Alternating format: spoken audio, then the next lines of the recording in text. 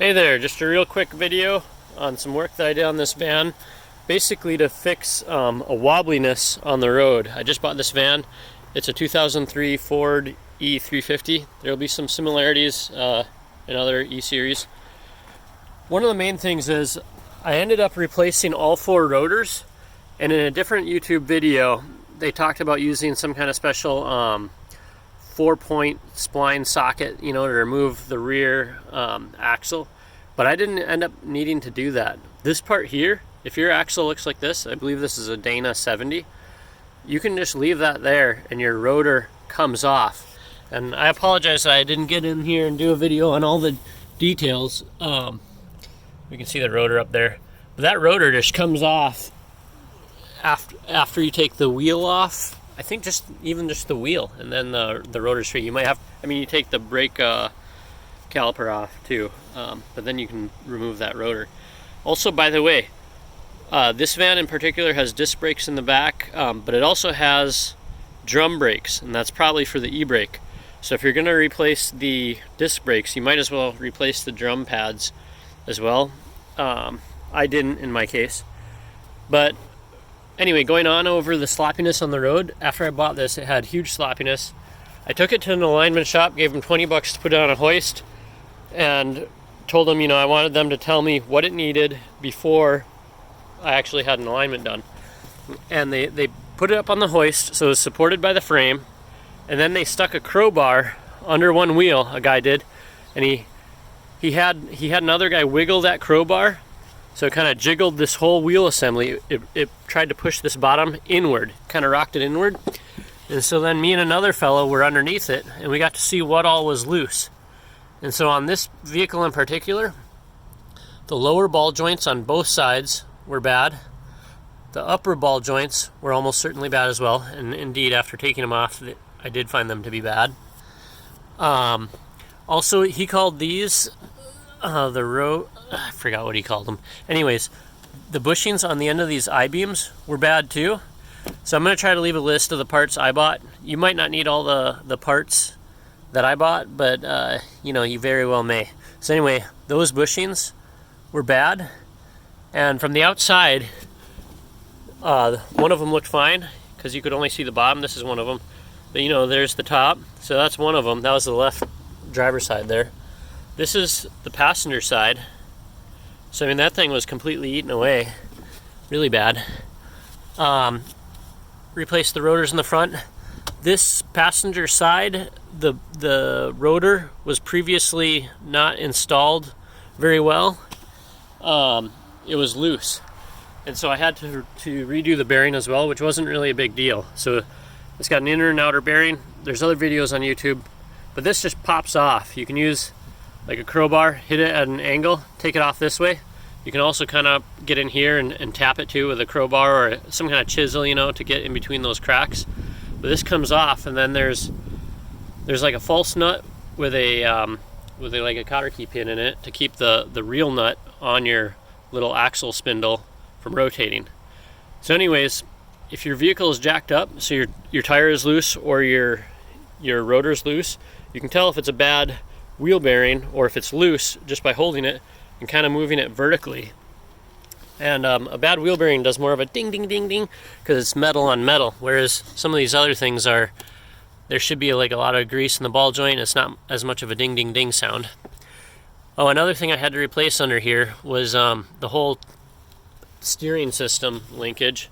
So I'm doing that. And then if you're going to do that, you might as well tighten the steering nut. So there's a nut on the top side of this thing here, on the top side of your steering box or steering gearbox. I don't even know what you call it. But I did that. I also did struts all around, which by the way are super easy to do. There's other videos too, but it's basically like a 15mm nut on the top, and I can't remember what's on the bottom, but you just take those off. Another thing I did is I used a special lubricant on all my different like body mount rubber pieces. Any rubber pieces that I wasn't gonna replace, I squirted this stuff on it. Shit, I don't know where it is. Anyway, it's basically like Armor All. I think Armor All would work too. Squirt that on there a few days in a row. Plastic soaks it up, rejuvenates it. And then you can spread silicone grease on it, because that won't damage the rubber. It'll preserve it from oxidizing. Or in my case, what I did, and this might seem kind of funky to you, but I used toilet bowl seal wax. And the reason why is because outside of the sunlight underneath the car like this, it should last quite a long time and prevent oxidation and kind of trap that elastomer moisturizing Armor All type stuff inside the rubber, you know. And I also use the wax on the top of my shock mounts because it can prevent like squeakiness and again preserve the rubber. I also use that Armor All type stuff on some exposed electrical connections. Another thing, we're back here at the passenger rear side. Another thing I noticed when I was under here fixing it is this rear leaf spring mount had broken. You can see in here, I actually used a piece of rebar, a chunk of rebar to help reinforce it. But I had to take this whole big mount off. Sorry about the bad video quality. But I had to take this whole thing off. It unbolts down here from the leaf spring assembly. And then you can unbolt the other rubber piece here. And then there's some bolts for this mount that bolted to the frame of the vehicle. You can kind of see to the left of that plastic piece. See that plastic piece? You can see two bolt heads. So anyway, I think there was 3 bolts. Unbolted that and re-welded it. I used a shitty wire feed from Harbor Freight that actually comes in handy for one side of it, and then I used a nicer TIG that I have for the other side, and then ground it flat. And I also added some metal to it. But when you're under here, you're going to want to check for, you know, any leaks. Replace your fuel filter.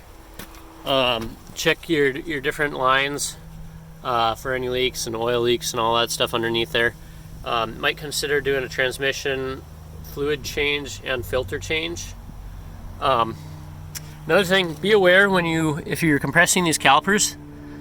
You know, I was kind of an idiot. I used a giant C-clamp that has a small piece inside this piston, and I broke one of these. Although it was stuck. This vehicle has 275,000 miles on it. I don't think they really did a good job of flushing the brakes. So probably moisture built up and all that, and then for some reason, you know, it jammed one of those cylinders. Another thing in looking into this, people are saying that these vans really like to have like 5 degrees of caster, you know, like a wheel tilt forward, that would be. So I replaced the original, what do you call this? I don't know, an upper ball bushing, you know. I replaced this bushing on both sides with an adjustable one here. The original one has a little metal piece that sticks in here. And so this one here, you know, you can loosen this bolt, and then you can turn this and adjust, I think mostly the caster, but it probably does some other stuff too. So I'll let the alignment shop figure that out. I also kept my originals in case they really balk at that, you know, if they don't like that. Well, another thing too is I replaced the sway bar bushings. And then the last thing I wanted to mention is when you replace these I-beam bushings, maybe you'll find an easier way, but basically you have to do them both basically at the same time, because the bolt for the one here in the front gets in the way of this back beam. So basically this back beam has to be disconnected, you know, and you don't have to remove the bushing necessarily, but you have to take the bolt out, and you have to drop that beam a little bit to access this bolt. Here we can kind of see it right here. So it's all back together now, but you know, you go down to level and you can't pull that bolt out unless you drop the other beam. So what I ended up doing is used crowbar and multiple 2x4s to create a system where I was able to wedge and move these things around. I also kept the vehicle supported by a jack stand and another hydraulic jack, actually even a third jack stand, but I kept it supported and or have multiple safety backups just because it's all kind of risky, you know.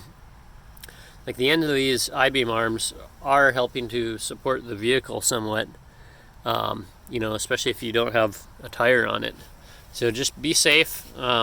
Maybe you can come up with an easier way than what I did, but you almost need a jack in the front to be able to move the arm around, and you need several pry bars and or holding pieces. Also what comes in handy are like little bricks or pieces of boards, because in some cases I had to leave a 2x4 pry bar about 4 feet long or so prying against one of these I-beams, and then I used these pieces of wood or bricks to get it to the right level. To get out those old bushings, it was a huge pain in the ass. What I ended up having to do was I used a 1/2-inch bolt that I bought from a hardware store. Ideally it'll be fully threaded, or you'll have a good amount of thread on the end. My bolt was 8 inches long, that worked fine. And then I have these washers. I'm afraid I can't measure this for you, so you're gonna have to check that yourself. Actually, I can pause this video. Sorry for being so lazy with this video too, but I've got a million things going on here. I'm gonna measure this real quick so you know what to buy. Hold on, I'll pause. Okay, so the diameter of these I-beam bushings are 1.755 inches. So that'd be, you know, about 1 3/4 inch should get you out. The wall thickness of this metal appears to be around 50 or 60 thou. So you got to keep that in mind. Shit, sorry, I can't measure this. Yeah, let's see here. Yeah, maybe it's even closer to 45 thou or so. So keep that in mind when you're buying something. I did end up using just this washer on the end to pull this guy out. I thought I had a 30mm socket that would be perfectly sized to fit against this, you know, and pull from this direction and hit this metal, but I didn't. It was slightly too large, and I ended up bending this bolt. So you want to be aware of that. Buy a few of these washers, and that should pull it out just fine. So you got washers on one side, you got some kind of big cup, you know, from like a different ball joint removal tool. By the way, I rented this at AutoZone, so I used, you know, like one of these things on the other side, you know, with this, and then you can use this big clamp to get it back in, but to get those things out, I had to use my little threaded rod setup. This is just a 2-inch galvanized fence post. You could use any pipe. That came in handy because it's shorter, including for the ball joints. This kit didn't totally work for my ball joints. I had to fashion this to either remove or install a ball joint. So I'm going to return this rental kit with my little galvanized fence piece in there. But mainly, you know, to get these in, you can use that big C-clamp, but to get these out, I had to use this. You may want to go a little bigger than this 1/2 inch. I think 5/8 might be about perfect. Actually, we can just quickly measure this real quick. Yeah, so you can see it's 0.642 about inside diameter, so you can use up to 0.642 rod diameter through that. And that's pretty much it. I did go ahead and I bought a like a shock steering stabilizer, and there's other videos on YouTube that show you how to install that. But I got this from Rock Auto. Rock Auto has some of the best prices that I've seen for auto parts. But this kit, I had to buy the bracket separately. And this is all that it came with. You know, it came with that bracket, that, you know, and the shock is separate. This bracket came with these parts, which is not quite enough to finish the job. You know, 2 little U-bracket thingies, a grease nipple for whatever reason, and a cotter key pin. So I need another large bolt. Also, no nut came with that thing, so that was kind of weird.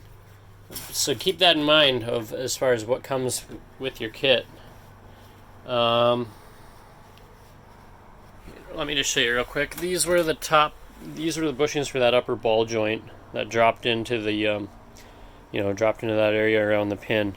So these are not adjustable, and the inside hole is just a little off center. You can see that. So we'll see if they like the new ones or not. By the way, this van, I looked at the spark plugs. They still seem pretty good. They're platinum, so I'm going to leave them. But the fuel rail comes off super easy with the injectors, and so I'm going to replace all the O-rings because it came off so easily. I think the O-rings on there are pretty bad. So this is just kind of a ramble on some of the work I'm doing on this van that was largely neglected. You do your air filter, stuff like that. Bleed your brakes. which is super easy. You know, just make sure you don't get air into the system. 2 people can make the job go a lot easier, but you can kind of do a back and forth, you know, between pressing the pedal, checking on the fluid level, and going back and forth and emptying that. Trying to think anything else here to make your job easier. One thing, I could be wrong about this, but I used mostly metric sockets on this vehicle. It seemed like a lot of stuff is metric. I always thought American vehicles were only standard, but it seems like a lot of the sockets fit well with a metric size, which really shocked me. I mean, even the lug nuts seemed to be, I think it was 21 millimeters. No, not 21, maybe 22. No, not that. Yeah, here's a 22. So this fits in there perfectly, which really shocked me. But okay, so anyway, keep that in mind. Also, impacts do help a lot. It saves a lot of time if you're going to be working on the cars in the future. Just get yourself an impact. That's a cheapo earthquake thingy from Harbor Freight. I did end up buying like a giant 1-inch impact driver, and I have used that once or twice on vehicles before. Like, it was almost necessary. Oh, including the caliper bolts to get these large bolts off. Like, I was cranking on them and nothing could get them off except for the 1-inch impact, and I was running it at 125 psi. These bushings, these are called radius arm bushings. Earlier, the fellow at the shop had told me those I-beam bushings are a radius arm, but they're not. This is the radius arm. These are also sometimes bad. In my case, they seem fine, so I sprayed them down, put some extra goop I had on them. You might think I'm crazy, but I don't know. I like that whole goop idea. But what I did is I loosened that up when I took down these I-beams, and then I ended up using a little bit of Loctite when I cinched it back together. I tightened those a little bit, probably more than what they were initially, because I think the rubbers did take a little bit of a compression set. So I just wanted it a little tighter, although I do have the other rubber pieces. Remember, with rubber, you know, when you're doing these different bushings, don't use regular grease. Use silicone grease, because regular grease can ruin the rubbers, but the silicone grease won't. You know, or possibly use some kind of wax if they have any kind of lubricating wax. Again, in my case, since I do some other things with it, I had toilet bowl seal. Now, that is a petroleum-based wax, but it's not kind of as solvent level as grease is. You know, it's not as active or as volatile. It's relatively benign, and it'll stay totally on the surface, you know, and it won't kind of penetrate the rubber that in such a way that petroleum-based greases and oils do. Just another real quick trick. Sometimes before undoing all these bolts and stuff, you might want to get a bottle like this and mix up some oil and acetone, or some people like to use transmission fluid and acetone. It creates a really thin sort of lubricant, you know, or nut or bolt release. It works really well.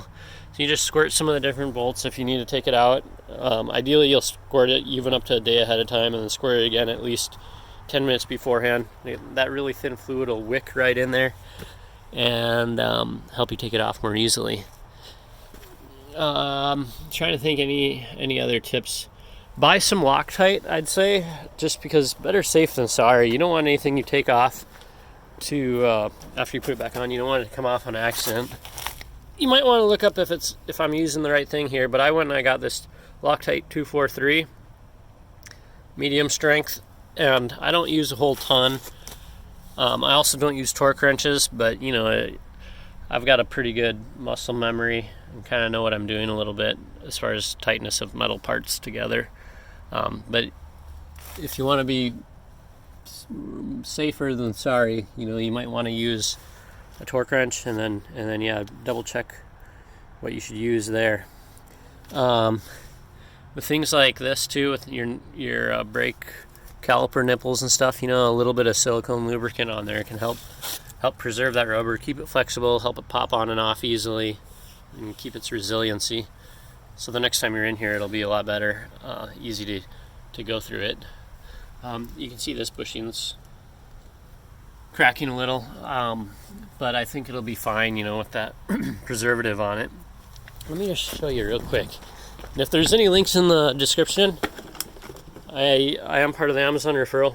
This bottle I'm reusing, but this 303 protectant I think works phenomenally. I'm not affiliated with them at all, but if you do use an Amazon link, I do get a little money off of that. I never have ads on my short little videos because I know these videos could be a lot better, but I appreciate it if you do use the link. If not, that's okay. You know, I just want to share good information and basically wish you all luck. On this sway bar, I did go ahead and use some silicone grease as well, just because, I don't know, man, if you're in there doing stuff, why not just make the whole system nice and tight and good and easy to work on in the future, and just make it as good as it can be. Sometimes you might want to save old grease nipples when you take old parts off, just in case you need them. Like one of these pieces, I don't remember which one, was missing a grease nipple. Like sometimes these things fall out of the bags when they're at their warehouses or in shipping. So just don't throw things away until you're like totally done with the job. Same thing with tools. Like, don't put your tools away prematurely, you know, like wait until you know you're really done, you know. And sometimes you might even want to take it for a test drive before you like throw the old parts away and put your tools all away. Because I know some of you, like me, are doing work not right where you store your tools. And then too with parts, you know, like just make sure you're really done with the job before you just get rid of everything. Like sometimes you might need a nut, an old nut or something like that. Don't be afraid to make your own tools, you know. Like in this case, this was kind of a bummer for me, but when I was trying to remove one of these old bushings, you know, I was using a socket that was too big and I didn't realize it was like 20 thousandths too big. So it couldn't pull through the iron arm, the iron I-beam that one of these was in. So it bent this bolt and this bolt got trapped in there. So I had to use my little wire feed welder and weld a little chunk of rebar onto the end of this bolt because this end kept spinning and I couldn't grip it, you know. So I had to do that under the van, which I didn't like, you know, with sparks flying and stuff, just like right by the engine with like there's a fair amount of like grease fluids and all that. Like, I don't think that's the best idea. So just try to think ahead, but also, you know, don't be afraid to be resourceful, fashion your own tools, browse around YouTube, see what they're doing. Can't think of anything else. Good luck on your projects.